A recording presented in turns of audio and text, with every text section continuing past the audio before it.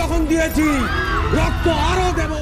বঙ্গবন্ধু শেখ মুজিবুর রহমানের জীবনী নিয়ে অনেক সিনেমা তৈরি হয়েছে আওয়ামী লীগ সরকারের শাসনামলে।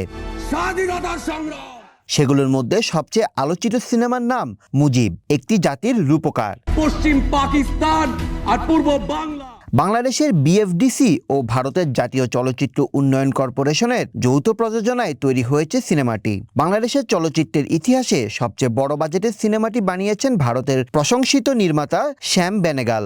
গত বছরের 13ই অক্টোবর সিনেমাটি মুক্তি পায়। মুজিব সিনেমা নির্মাণের কোন খাতে কত টাকা ব্যয় হয়েছে সেই তথ্য প্রকাশের দাবি জানিয়েছেন অভিনেত্রী আজমেরি হক বাঁধন। সম্প্রতি তানভীর তারেককে দেওয়া এক সাক্ষাৎকারে অভিনেত্রী বলেন, মুজিব নামে যে সিনেমাটি বানানো হয়েছে আমি সেটার হিসাব চাই। আমি দেখতে চাই এত বাজেটের একটা সিনেমা কিভাবে এত খারাপভাবে বানানো যায়।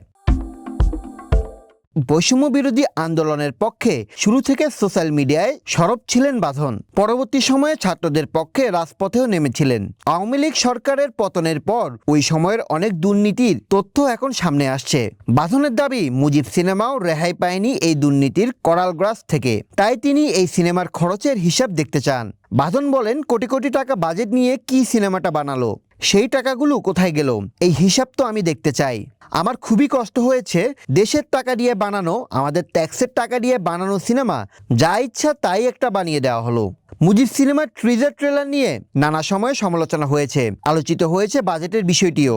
সমালোচনার পাশাপাশি বাজেট নিয়েও নানা তথ্য ছড়ায় সামাজিক যোগাযোগ মাধ্যমে। কেউ কেউ সিনেমাটির বাজেট 120 কোটি টাকা বলেও দাবি করেন। কত টাকা বাজেট ছিল মুজিব সিনেমার জন্য? এই প্রশ্নের উত্তরে ওই সময় সিনেমাটির নির্বাহী প্রযোজক ও বিএফডিসির তৎকালীন ব্যবস্থাপনা পরিচালক নুজাত ইয়াসমিন জানিয়েছেন, সিনেমাটি নির্মাণের জন্য বাংলাদেশ ও ভারতের মধ্যে 70 কোটি রুপি, যা বাংলাদেশি টাকায় 83 কোটি টাকার সমঝোতা চুক্তি হয়। চুক্তি অনুযায়ী মোট বাজেটে 60% অর্থ দিয়েছে বাংলাদেশ। সেই হিসাবে বঙ্গবন্ধুর বায়োপিকে বাংলাদেশের বিনিয়োগ প্রায় 50 কোটি টাকা।